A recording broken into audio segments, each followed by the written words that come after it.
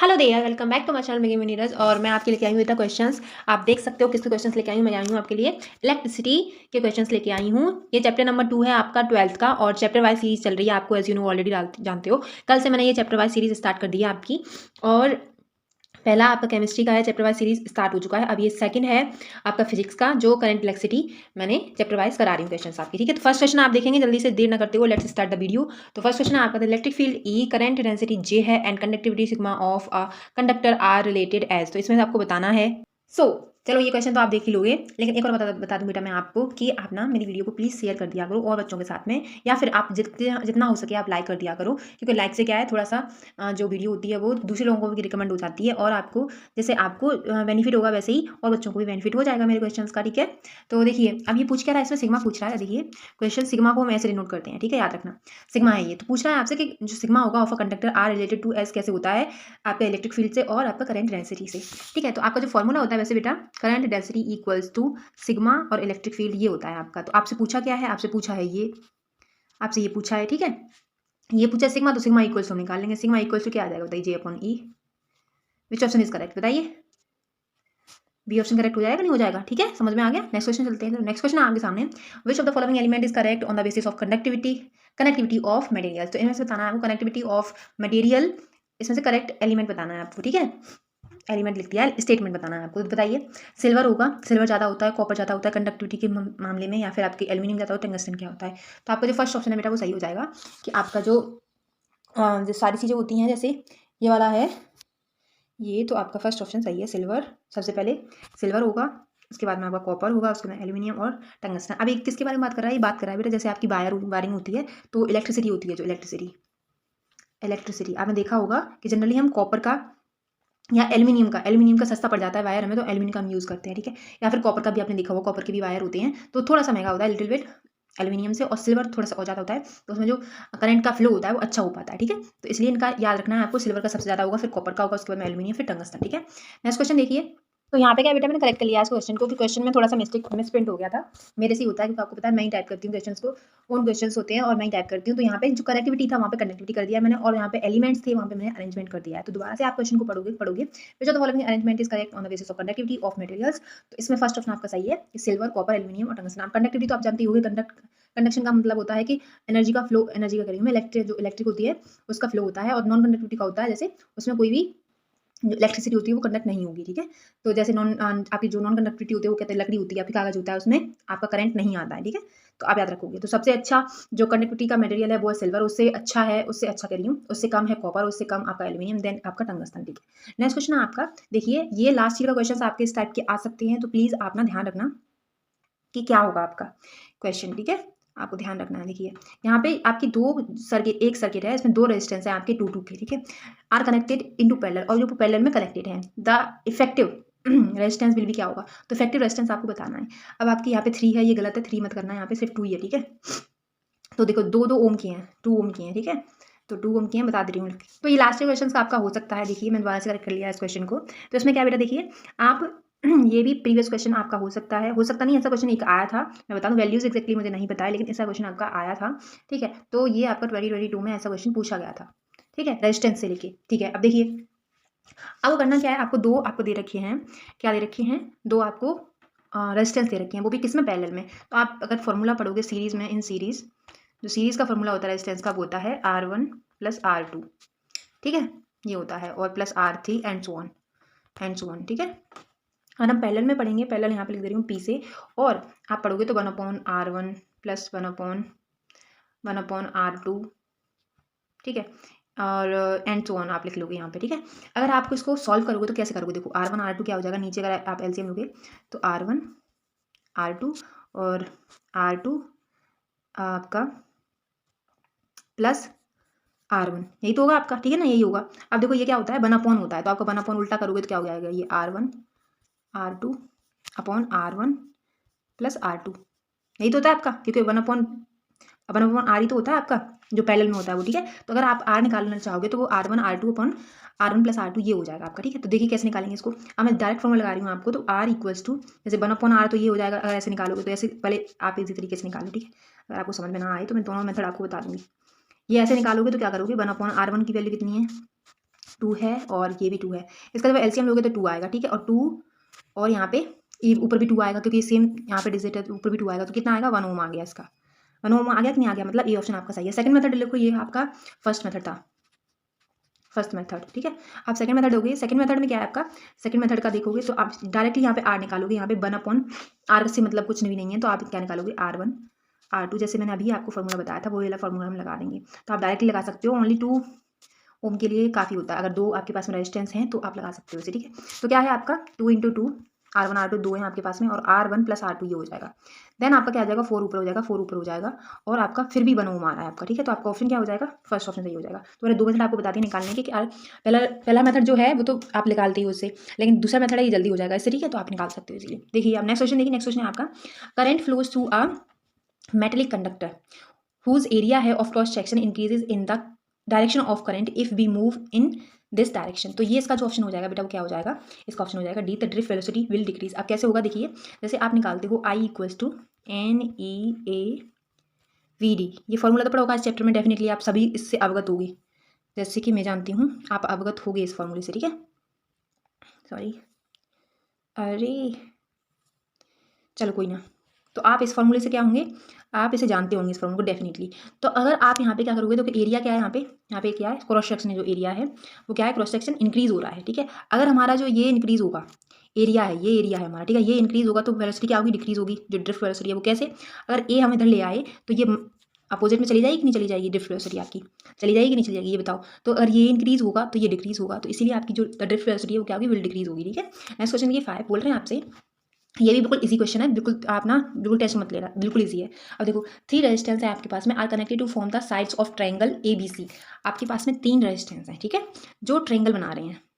ए ऐसे करो, फिर ऐसे करो, फिर ऐसे करो, तो ये 3 रेजिस्टेंस एंगल बना रहे हैं। क्या मैं लिख दूँ, A B और C, ठीक है, समझ में आया।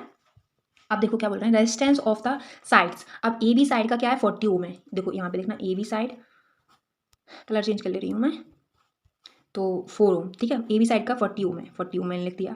अब BC साइड है, BC साइड का क्या है, BC साइड का देखो, BC साइड का आपका 60 ओम है, तो हम यहाँ पे लिख दे रहे हैं 60 ओम, ठीक है, BC साइड का। अब क्या बचा आपका CA साइड का, CA साइड का क्या है आपका, CA साइड का देख लो, CA साइड का है आपका कितना है, 100 ओम, 100 ओम, ठीक है। अब आपको क्या है ये रेस्पेक्टिवली नहीं आता। इफेक्टिव रेजिस्टेंस क्या होगा आपको ये बताना, between the point A and B। अब A एंड B के बीच में आपको इफेक्टिव रेजिस्टेंस कैलकुलेट करना है, ठीक है। अब देखो क्या करना है आपको, सीधे से बता दे रही हूँ मैं, दोबारा से डायग्राम बना लूँगा आप लोगों के लिए, कि सबसे पहले आपका ट्रायंगल समझ लेना कि यहाँ पे रेजिस्टेंस है, यहाँ पे सॉरी यहाँ पे, ठीक है,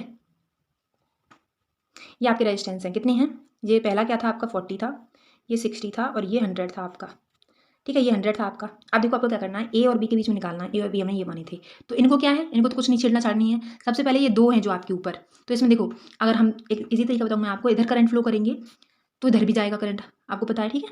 अगर हम यहाँ करंट फ्लो करेंगे तो इधर भी करंट जाएगा, तो सेम करंट जा रहा है, ये यहाँ पे I1 I2 तो नहीं हो रहा ना, तो सेम करंट जा रहा है। अब सेम करंट जब जा रहा है, जब सेम करंट जाता है दोनों में, तो हम उसे सीरीज में लेते हैं। तो अगर हम सीरीज में लेंगे इसको तो 160 हो जाएगा, ये सीरीज में जब लेते हैं, क्योंकि आर की जो सीरीज होता है, आर सीरीज में क्या होता है, R1 + R2 होता है कि नहीं होता है, ठीक है। तो यहाँ पे मैंने इसलिए लिख दिया है, तो R1 R2 लिख लो आप लोग, यार समझ नहीं पाओ क्या पता। तो ये 60 हो गया, और ये इक्वल्स टू आएगा 160। अब देखो जब ये वाला जो R3 है, यहाँ पे जो R3 लिख लो यहाँ पे, तो R3 क्या है, ये पैरेलल आ जाएगा बेटा इसकी, जब ये सीरीज में तो ये पैरेलल आएगा, ठीक है। ये पैरेलल है दोनों, और ये सीरीज में है दोनों, ठीक है, ये वाला पैरेलल में है एक। अब क्या करना है, पैरेलल का मैंने फॉर्मूला आपको बताया था डायरेक्टली निकालने के लिए, parallel R parallel equals to 160, तो आपका आ रहा है इनटू, आपका पैरेलल में कितना आ रहा है, 40 आ रहा है, ठीक है, समझ में आया ना, क्योंकि इनटू में लिखना है आपको। देखिए 40, ठीक है, अपॉन में प्लस में लिखती थी, तो 160 प्लस आपका 40, समझ में आ रहा है ना, समझ में आ रहा होगा डेफिनेटली, मुझे बताएं। अब आपको सॉल्व करना है, इसको सॉल्व करोगे तो क्या निकलेगा आपका 32 आ जाएगा। सॉल्व कर लो, सॉल्व करके भी दिखा दे रही हूँ आपको। तो 160 इंटू 40, अब यहाँ पे 200 कर लो, नीचे 200 हो जाएंगे, तो 2 जीरो से 2 जीरो कट जाएंगे कि नहीं कट जाएंगे, बताइए मुझे, 2 जीरो से कटेंगे कि नहीं करेंगे, 2 जीरो से 2 जीरो, अरे यार 2 जीरो से 2 जीरो कट जाएंगे ऊपर, ठीक है, समझ में आया। यहाँ पे कितने रह गए, 200 थे, तो यहाँ पे कितने रह गए आपके, कितने रह गए बताओ, 200 हो गए हैं, कितने 2 रह गए, अब 2 रह गए, 2 से काट दो, ये 2 से ये काट दो। अरे यार आप ऐसे ही कर लो, आप लोग समझ नहीं पाओगे कि मैम आप क्या कर रही हो, ये क्या कर दिया है आपने। 200 यहाँ पे, ठीक है, 200 हो गए, 200 से ये काट दो, 2 जीरो कट गए, 2 से ये काट दो, 2 = 32 आ गया कि नहीं आ गया, समझ में आया? ओम आया समझ में? ठीक है, आ गया होगा डेफिनेटली, मुझे पता है।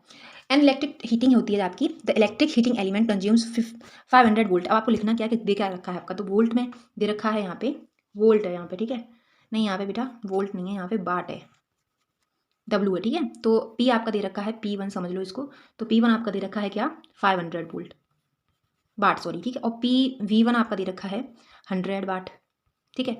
और B2 आपका दे रखा है, आपका क्या दे रखा है 150 वाट। ऐसे आपको क्या करना है, ये करना है। तो पावर क्या निकालनी है, पावर आपकी P2 पूछ रखी है कि पावर आपको P2 बतानी है, ठीक है। ऐसे आपको गिवन लिखना है। देखो गिवन क्या है, ये है आपका, ये आपका गिवन है। बाकी आपका P2 आपका ये क्या है, ये आपको निकालना है P2, ठीक है।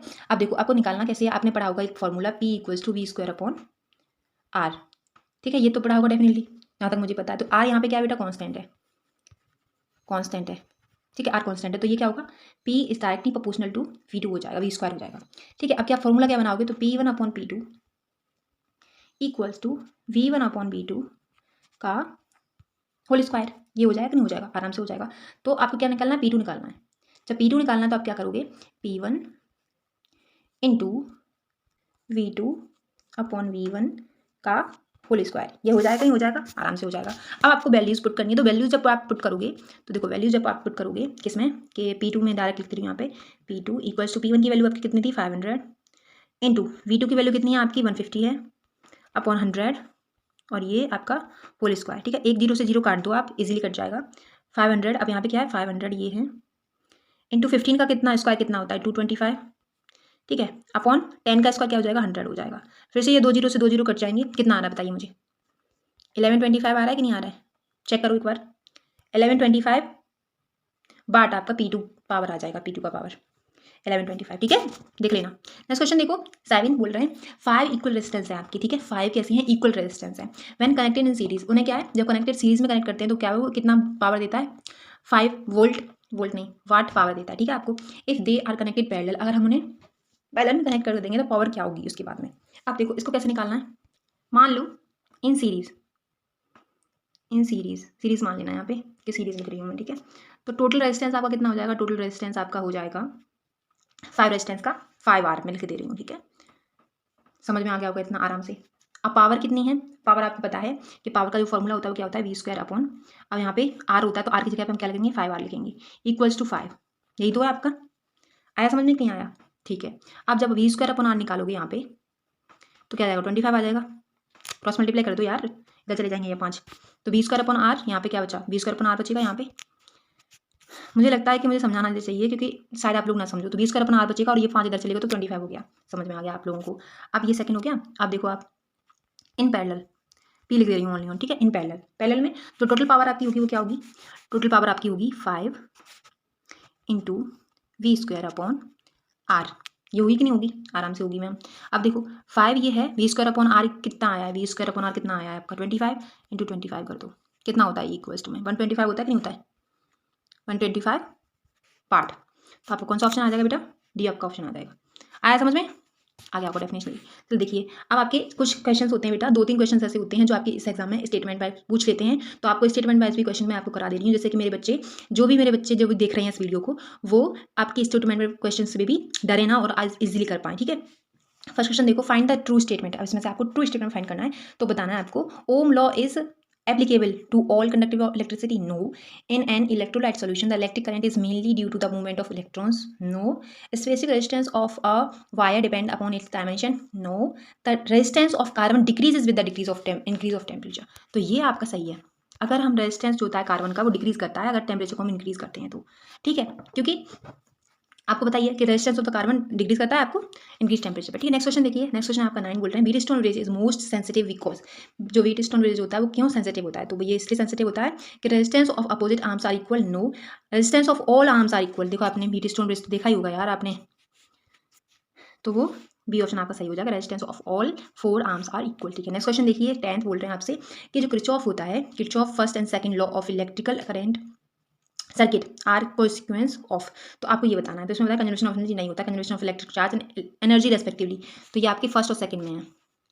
आपका जो फर्स्ट लॉ होगा वो क्या होगा बेटा, उसमें कंजर्वेशन ऑफ इलेक्ट्रिक चार्ज होता है और सेकंड लॉ में कंजर्वेशन ऑफ एनर्जी होता है। ठीक है, नेक्स्ट क्वेश्चन देखिए। नेक्स्ट क्वेश्चन आपका 11 और बताना आपको, इसमें कलर कोड के आपने पढ़े होंगे, कलर कोड पढ़ा होगा इस चैप्टर में, तो ये उस पर क्वेश्चन लेके आई हूँ। बहुत ईजी क्वेश्चन होते हैं और एकदम आप ना विद इन 5 सेकंड में आप इस क्वेश्चन को कर लोगे। तो कैसे करोगे, देखो सबसे पहले आपको क्या करना है, यहाँ पे जो पॉइंट है उसको हटा लो।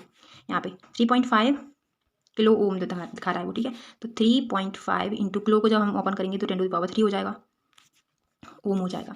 अब 3/5 करोगे जब, तो ये क्या है 10⁻⁻1 है, इंटू 10⁻² हो जाएगा और ओम आता है। आपको बेसिक मैथ तो आता ही है ना, अगर नहीं आता तो मैं बता दे रही हूँ आपको, मैं अपनी तरफ से क्लियर कर दूँ जैसे कि आपको प्रॉब्लम ना हो बिल्कुल भी। तो 3.5 अगर इसको हटाएंगे हम, तो इसको पॉइंट हटाएंगे, नीचे 0 आ जाएगा, ठीक है, इंटू 10⁻³ है, ठीक है ना, 3 है। अब एक 0 से एक 0 ये काट दो तो कितना आ गया, 3/5 इंटू 10⁻² रहेगा कि नहीं हो गया, आया समझ नहीं आया, आ गया होगा डेफिनेटली, मुझे पता है बच्चे हैं काफ़ी समझदार हैं। अब देखो आपका जो आंसर आया, क्वेश्चन जो वो आया था निकालने के बाद, सॉल्व करने के बाद में ये आ रहा है आपके सामने। अब इसको आपको सॉल्व करना है, ठीक है, कैसे करना है, तो आपकी देखो एक होता है फॉर्मूला होता है कलर कोडिंग का। कैसे होता है, देखो सबसे पहले आप क्या करो, वैल्यू लिखो 0 1 2 3 4 5 तक लिख लेती हूँ, अभी की तो रिक्वायरमेंट है 5 तक। उसके बाद में मैं बता दे रही हूँ आपको, देखो आपके जो 5% होता है, कलर कोडिंग नहीं बता रही हूँ, जो 5% होता है आपका वो होता है गोल्ड, ठीक है। बाकी आपका जो 10% होता है, टॉलरेंस बता रही हूँ, ठीक है, ये टॉलरेंस है आपकी, तो वो होता है, अरे यार सारा कुछ चला गया, हे भगवान, चलो आपने वो तो स्लाइड में देख ही लिया होगा। तो 5% से स्टार्ट कर रहे हैं। 5% आपकी जो टॉलरेंस होती है वो होती है किसकी, गोल्ड की, ठीक है। फिर आपका 10% होता है जो, वो किसकी टॉलरेंस होती है, वो होती है सिल्वर की, ओके। फिर उसके बाद में जो आपका 20% होता है, ये 3 होती हैं आपकी, तो वो होती है नो कलर की, नो कलर, ठीक है, समझ में आ गया होगा डेफिनेटली। अब देखिए आगे देखेंगे आप, आगे क्या है, तो हमारा जो आ रहा था 35 इंटू 10⁻² आ रहा था और 5% आ रहा है, पूछ रहा है हमसे क्या होगा। तो 35 3 पे मैंने बताया था आपको कि 0 1 2 3 4 और 5, ठीक है। तो यहाँ पे लिख लो, सबसे पहले कलर होता है आपका ब्लैक, ब्लैक लिख दे रही यहाँ पे, ब्लैक, ब्राउन, ठीक है। सेकंड पे क्या होगा, रेड, ऑरेंज और येलो, एंड देन आपका क्या हो जाएगा, ग्रीन, ठीक है। आपका 3/5 है, 3/5 के अरेंज में तीसरे पे कौन सा आ रहा है, तीसरे पे आ रहा है आपका ऑरेंज आ रहा है आपका, ठीक है। तो यहाँ पे क्या लिखोगे, ऑरेंज, ऑरेंज हो गया, कॉमा 5 पे क्या आ रहा है आपका, ग्रीन आ रहा है, तो ग्रीन लिखोगे, समझ में आ गया। अब यहाँ पे 2 आ रहा है, 10⁻² आ रहा है, तो 2 पे क्या आ रहा है आपका, रेड आ रहा है, तो यहाँ पे कॉमा में रेड लिख लोगे आप, ठीक है। 5% पे मैंने आपको बताया था गोल्ड होता है,